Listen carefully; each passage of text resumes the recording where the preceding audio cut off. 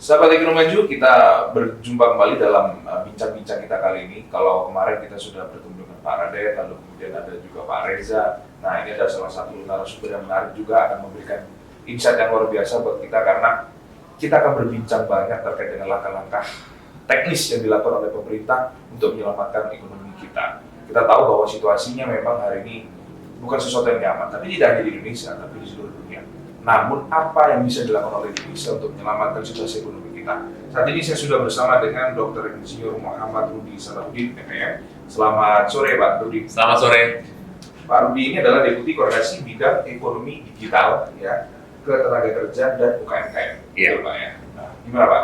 Kabarnya dulu deh Pak Rudi, gimana? Kondisi sehat nggak? Kalau kita bicara, langsung kita bicara kondisi ekonomi itu kan, aduh agak berat nih. Gimana Pak Rudi?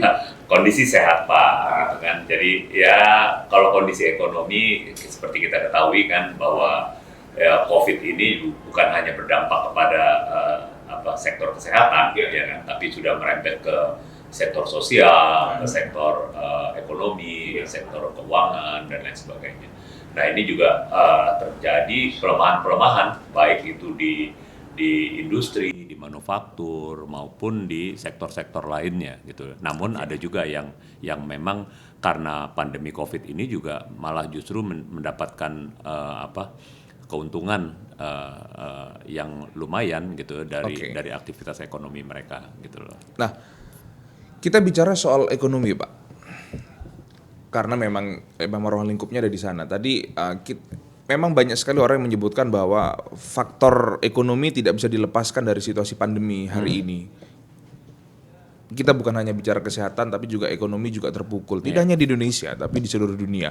Nah, kalau Pak Rudi bisa menceritakan kepada kami, sebenarnya di Indonesia khususnya, situasi ekonomi kita tuh seperti apa sih? Kalau gambarannya kan BPS sudah menyatakan bahwa kita mengalami penurunan, bahkan minus di 5,32 ya. Yeah. Nah, Anda sebagai pelaksana teknis dalam beberapa program agenda kerja pemerintah untuk penyelamatan ekonomi ini, bagaimana sih Anda membaca situasi ekonomi Pak Rudi? Ya, kalau saya khususnya di bidang yang saya tangani, saya melihatnya dari banyaknya pekerja-pekerja yang ter-PHK dan dirumahkan, Pak. Ya.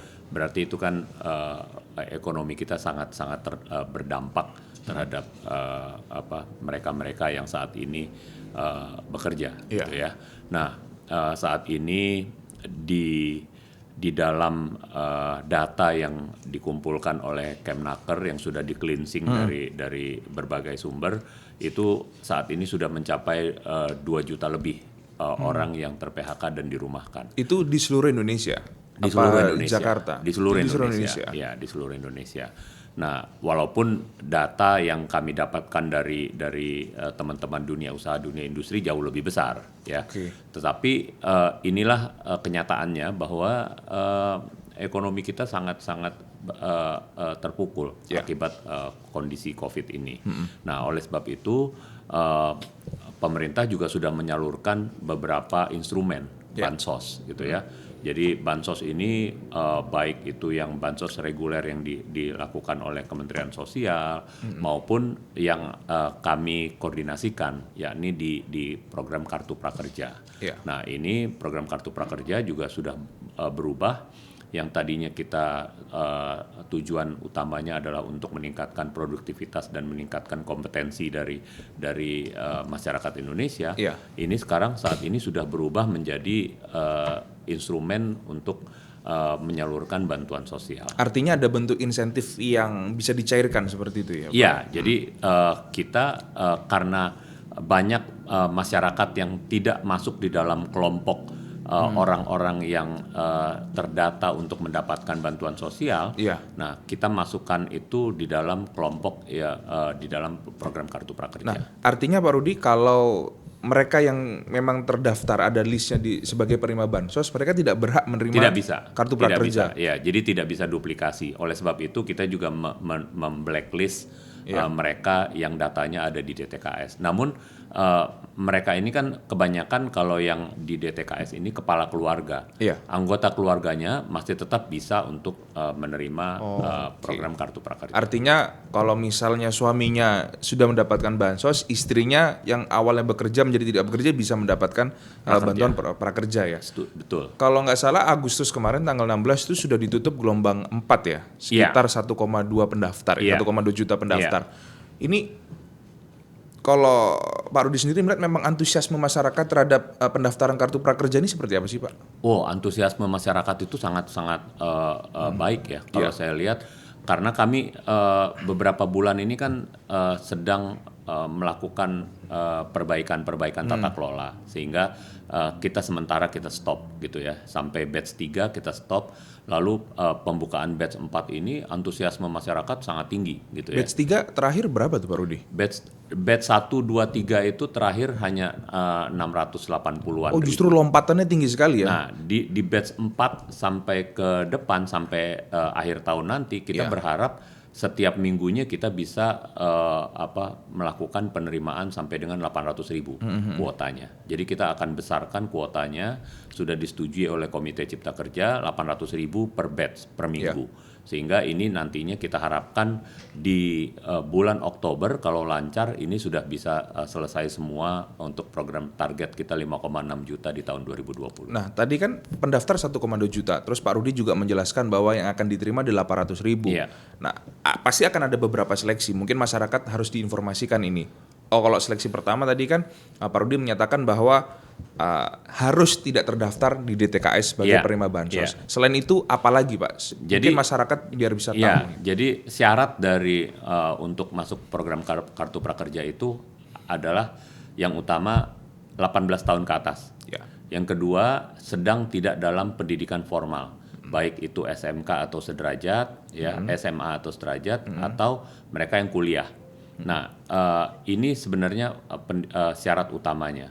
Lalu ada syarat-syarat lainnya yang kita blacklist. Sebenarnya ini bukan syarat, tapi di sistem kita yang sudah memblacklist ini. Yang pertama adalah bahwa mereka tidak dalam menerima juga bantuan sosial yang lain. Yang kedua, ini bukan TNI, Polri, atau aparatur sipil negara. Itu karena mereka sudah kita blacklist. Bukan juga pejabat negara dan lain sebagainya. Lalu yang kita prioritaskan adalah mereka yang betul-betul terdampak. Yang pertama adalah PHK dan dirumahkan. Yang kedua adalah pelaku usaha mikro kecil yang terdampak. Gitu. Nah ini yang data-data ini yang kita dapatkan dari Kementerian Ketenagakerjaan, sehingga ini mereka kita prioritaskan untuk masuk ke dalam program kartu prakerja. Nah, apa saja yang akan dilakukan terkait dengan pembedaan gelombang ini kan? Kita lihat bahwa Pak Rudi menyatakan di gelombang keempat sampai dengan gelombang-gelombang selanjutnya atau batch-batch lainnya nanti sampai akhir tahun akan ada pembeda. Salah satunya adalah bentuk cara yang sesuatu insentif yang bisa dicairkan. Apa saja yang membedakan kartu prakerja di gelombang keempat dan seterusnya dengan 1 dan 3. Artinya ini kan bahan apa? Ada progresivitas lah yang bisa ditunjukkan ke masyarakat. Jadi yang tadi saya sampaikan pembedanya adalah kita memprioritaskan kepada yang berhak gitu. Jadi nanti ada data-data yang sekitar 2 juta lebih masyarakat itu yang kami dapatkan dari Kementerian Ketenagakerjaan, itulah yang kita dahulukan untuk menerima. Namun sisanya tetap untuk open registration, jadi siapapun boleh. Tapi kita lebih utamakan nanti kita ada kuesioner di dalam pendaftaran tersebut yang self declaration. Jadi mereka tinggal mengklik aja bahwa mereka terdampak atau mereka dirumahkan atau mereka ter-PHK. Itu akan kita lebih prioritaskan untuk masuk ke dalam program kartu prakerja. Nah, Pak Rudi, banyak orang yang menanyakan lah, kalau kita tidak mau bilang sanksi ya, maksudnya ada mereka yang bertanya apa sih kemudian benefit dari kartu prakerja ini kalau kemudian cuman kita mendaftar lalu kemudian kita mengikuti kelas secara daring ataupun online, itu kan bisa di platform-platform multimedia yang berbasis multimedia tapi gratis gitu loh. Apa sih sebenarnya kartu prakerja ini, Pak? Jadi sebenarnya skema awal kartu prakerja ini kan seperti yang tadi saya sampaikan, bahwa ini untuk meningkatkan kompetensi dan meningkatkan produktivitas.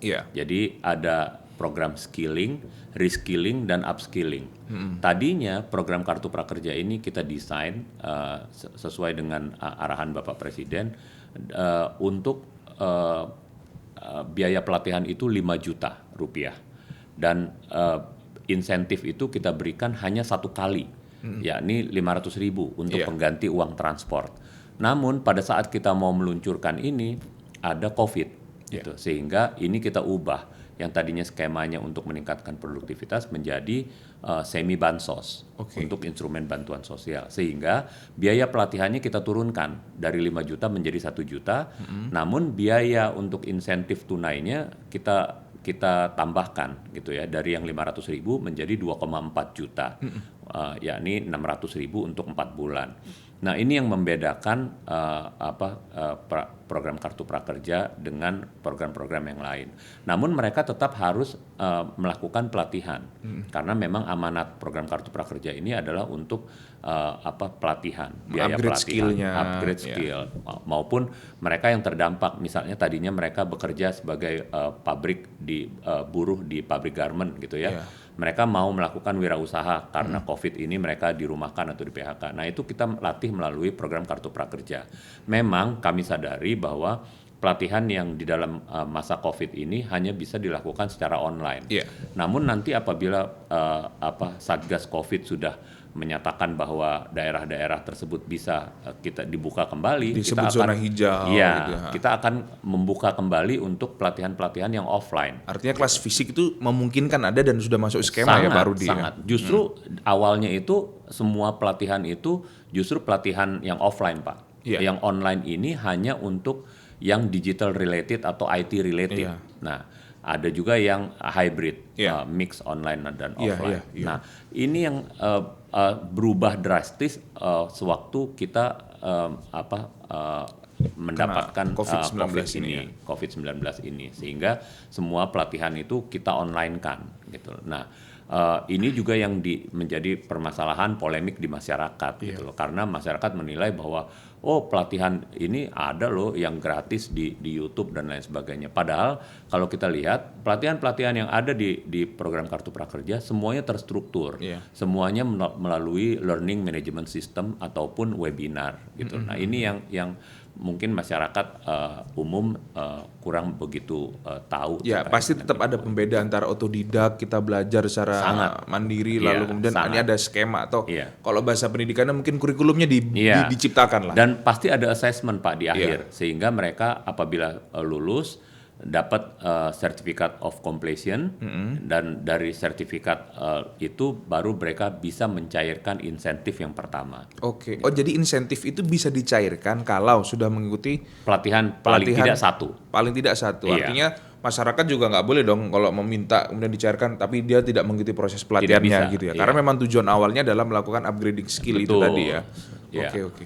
Nah, Pak Rudi, kalau kita bicara soal upgrading skill lalu kemudian kita relasikan sama pernyataan Presiden dalam beberapa waktu terakhir kan selalu menegaskan bahwa transformasi digital atau kemudian penguasaan teknologi itu harus segera dibumikanlah kepada masyarakat karena memang ini adalah era baru, mau nggak mau COVID-19 ini mempercepat situasi kita untuk beradaptasi pada hal-hal yang bersifat teknologi. Apakah itu juga message itu juga bisa diimplementasikan dalam program Kartu Prakerja ini Pak Rudi? Iya Pak, justru transformasi digital itu kita mulai di Kartu Prakerja.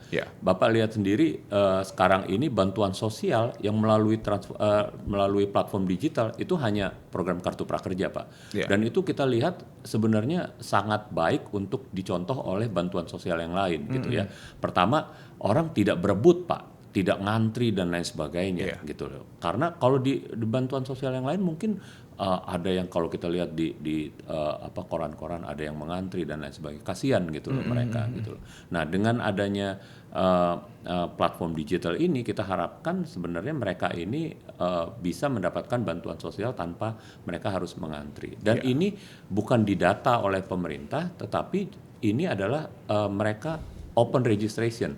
Jadi mereka yang merasa terdampak, mereka melakukan registrasi sendiri gitu ya. Dengan self declaration bahwa mereka terdampak, dan kita juga akan berikan sanksi pidana kalau misalnya mereka main-main atau melakukan kebohongan di dalam pengisian informasi tersebut. Nah, ini mudah-mudahan masyarakat yang mendapatkan kartu prakerja ini kita harapkan betul-betul yang target kita sesuai dengan yang Apa bahasa whitelist dari Kemenaker, Iya, gitu, yang bukan blacklist. Nah, dalam setiap proses ini kan pasti ada kendala tuh Pak. Terutama ketika kita menghadapi masa COVID-19. Kita tahu bahwa misalnya Jakarta mengalami masa PSBB lalu kemudian beranjak ke transisi, dan harapan sebenarnya transisi itu kan dicabut, akhirnya kita masuk dalam AKB, adaptasi kebiasaan baru atau new normal. Tapi faktanya ternyata PSBB transisi juga masih harus berjalan. Apakah ini juga menjadi salah satu penghambat realisasi program kartu prakerja ini bisa efektif sesuai dengan skema yang dibangun di awal? Atau apa saja sih Pak kendala-kendalanya? Iya, kendala pertama yang tadi saya sampaikan bahwa kita tidak bisa melakukan pelatihan-pelatihan yang secara offline gitu ya. Padahal banyak sekali kompetensi-kompetensi yang dibutuhkan saat ini oleh baik itu oleh industri maupun untuk berwirausaha yang memang harus dilatih secara offline gitu. Ini menjadi kendala. Yang kedua adalah kendala mengenai data, Pak. Jujur bahwa data ini sesuatu hal yang luar biasa sulit kita di Indonesia. Nah, dengan data yang baik, mudah-mudahan nanti ke depannya ini juga betul-betul target dari program Kartu Prakerja ini bisa tercapai. Artinya kendala itu memang karena pertemuan fisik yang memang sulit untuk dilakukan ya. Sulit, lebih ke sana ya. Iya. Sementara kalau pertemuan online ini pemantauannya tidak seefektif ketika pertemuan fisik ya. Iya, tapi ada benefit juga, ada benefitnya juga kita melakukan pelatihan online karena jumlah orang yang bisa kita latih itu betul-betul besar dibanding dengan pelatihan offline. Kalau offline kan terbatas kelasnya, terbatas juga dengan gurunya dan lain sebagainya. Kalau online kan kita bisa sekali angkut bisa banyak, Pak. Tapi pernah nggak mengalami overload kayak gitu Pak Rudi? Kalau untuk online tidak, Pak. Tidak ada. Oh tidak pernah ya? Cuma Tidak kalau pernah. kelas itu yang harus dibagi-bagi. Kecuali pada yang nantinya. webinar ya Pak. Yang webinar itu kan kita kendalanya di dalam jam yang sama itu kita harus semuanya kita angkut. Seperti ada beberapa kelas seperti itu ya? Kalau yang LMS yang kita seperti nonton video itu sebenarnya tidak ada kendala. Ya, mereka tinggal menyaksikan aja ya, karena one way gitu ya. Nah, walaupun ada assessment nantinya di tengah-tengahnya. Pak Rudi, pemanfaatan. Ada beberapa berita yang kita lihat di lini masa atau sosial media ataupun berita-berita media konvensional menyatakan bahwa ada penyalahgunaan dari kartu prakerja oleh mereka yang mendaftar. Kalau menurut Pak Rudi sendiri seperti apa? Ya, memang awalnya kan seperti tadi saya sampaikan bahwa aturan yang kita buat itu belum kita sesuaikan dengan keadaan pandemi COVID ini. Nah, oleh sebab itu pada saat kita diminta untuk menjadi salah satu penyalur bantuan sosial, instrumen bansos, ini aturan-aturan yang kita gunakan tuh masih aturan-aturan yang lama gitu. Nah, sehingga kita stop karena nanti takutnya ada polemik dan salah sasaran. Kita perbaiki tata kelolanya berdasarkan masukan dari lembaga-lembaga atau instansi terkait. Ada KPK, ada Kejaksaan Agung, ada Polri, LKPP dan lain sebagainya. Kita perbaiki tata kelola ini. Nah, kita perbaiki tata kelola. Ada tim kecil yang diketuai oleh Pak Jamdatun. Lalu kita Perpres kita perbaiki, Permenko untuk pelaksanaannya juga kita perbaiki, sehingga di BES 4 ini kita harapkan sudah membaik, dan mudah-mudahan ini tidak ada lagi salah sasaran. Karena kemarin-kemarin ini pertama kita tidak memberikan sanksi Pak, jadi kalau orang main-main pun boleh masuk ke dalam. Boleh itu dalam artian karena memang sanksinya belum ada waktu karena itu ya? Karena sanksinya belum ada gitu loh. Nah ini kan uang negara gitu loh. Kita takutnya kalau misalnya mereka main-main, ini nantinya uang negara ini akan sia-sia gitu loh. Nah, kalau tadi Pak Rudi menyatakan bahwa batch 4 dan batch selanjutnya, kira-kira sampai akhir tahun akan ada berapa gelombang lagi dibuka dari gelombang 4 ini, Pak? Ya, tadi saya sampaikan bahwa kuota batch ini kan per minggu, Pak. Jadi per minggu itu kita berharap dengan anggaran kita 20 triliun, di bulan Oktober ini kita sudah bisa menyelesaikan seluruhnya 5,6 juta kalau ini lancar gitu loh. Nah, sebenarnya dari mulai Oktober itu apabila nanti kita diminta oleh komite untuk menambah lagi kuotanya, kami dengan senang hati untuk membuka lagi. Artinya siap kalau memang endurance-nya harus sampai bulan Desember gitu, Pak? Sebenarnya kita berharap sampai dengan akhir November Pak, karena 1 bulan itu kan untuk mereka melakukan pelatihan. Ya. Jadi kita berharap sampai akhir November ini kita bisa maksimal. Artinya 1 bulan pelatihan itu praktek gitu ya atau gimana sih Pak? 1 bulan pelatihan itu waktu yang kita berikan untuk mereka untuk melakukan pelatihan pertama kalinya gitu Iya. loh. Nah kalau mereka tidak melakukan pelatihan dalam 1 bulan, kita akan cabut kepesertaannya. Oh seperti itu. Artinya monitoring itu jelas ada ya? Jelas Pak. Sampai Dan nanti itu by system. by system ya? Jadi ada report yang secara online itu bisa dimonitor Iya, oleh bisa kita lihat, Kementerian Pak. Perekonomian dan kemudian stakeholder yang lain ya Iya. untuk memantau bahwa apakah para peserta ini sesuai dengan skema apa tidak. Iya. Kalau tidak maka mereka di take out kayak gitu Pak. Iya, di take out. 1 bulan mereka tidak melakukan apa-apa, Iya. itu mereka akan dicabut kepesertaan. Oh, Dan tidak bisa mendapatkan kartu prakerja kembali. ketika ini mereka hanya mendaftar sekali ke seumur gelombang-gelombang lainnya juga Nggak nggak akan bisa Pak ya? Ini hanya sekali seumur hidup gitu loh. Jadi benar-benar masyarakat harus memanfaatkan dengan baik ya.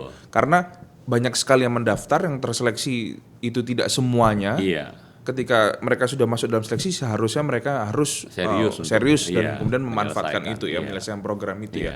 Nah, terkait dengan itu Pak, bagaimana sih pesan lah dari Pak Rudi ini sebagai orang yang sangat konsen dalam kartu prakerja ini, memaksimalkan kartu prakerja ini, karena kalau kita lihat memang ini sudah urgen. Iya. Urgensinya jelas karena tadi Pak Rudi menyatakan ada yang di unemployed, Iya. lalu kemudian Iya. dirumahkan tanpa gaji ya, Iya. ataupun di PHK itu kan sesuatu yang tidak kita harapkan dalam Iya. situasi ekonomi kita. Nah, bagaimana kemudian mereka yang telah menerima atau telah terdaftar dan dimasukkan dalam list sebagai penerima kartu prakerja memaksimalkan program kartu prakerja ini, Pak? Ya, saya berharap bahwa dari anggaran yang kita berikan ini bisa dimanfaatkan dengan baik. Ya. Ada sekitar hampir 4.000 pelatihan yang ada di dalam platform Ya. program Kartu Prakerja, Pak. Ya, dengan 165 lembaga pelatihan yang saat ini bergabung, gitu ya. Jadi range pilihannya itu dari yang mudah sampai dengan yang sulit ada, Pak. Ya. Nah, inilah yang harus dimanfaatkan, yang betul-betul bisa mereka nantinya menjadi modal mereka untuk baik itu bekerja kembali ataupun menjadi wirausaha. Ada beberapa peserta yang sudah menyelesaikan di batch 1 sampai 3 ini yang mereka betul-betul mendapatkan manfaat yang luar biasa dari program Kartu Prakerja ini.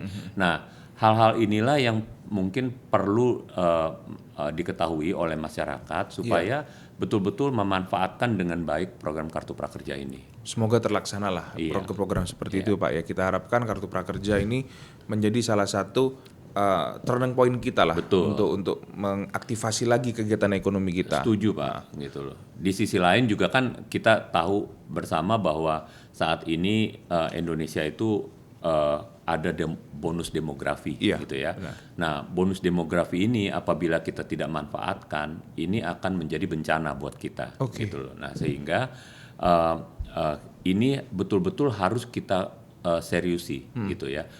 Pemerintah dalam beberapa kesempatan melakukan juga revitalisasi untuk vokasi, sehingga lulusan-lulusan vokasi baik itu SMK, madrasah kejuruan atau diploma atau politeknik itu betul-betul bisa siap kerja, Pak. Nah, kalau selama ini kan dilema kita adalah justru pengangguran itu terbanyak didominasi oleh lulusan vokasi, lulusan SMK. Padahal mereka yang harusnya mereka yang kemampuan teknis yang jelas gitu ya. Iya, harusnya mereka yang harus betul-betul siap terserap kerja. Ya. Yang terserap paling banyak harusnya kelompok vokasi ya. Oleh sebab itu, long term kita adalah kita revitalisasi vokasi, Iya. namun short term kita dengan program Kartu Prakerja ini kita harapkan bahwa ini bisa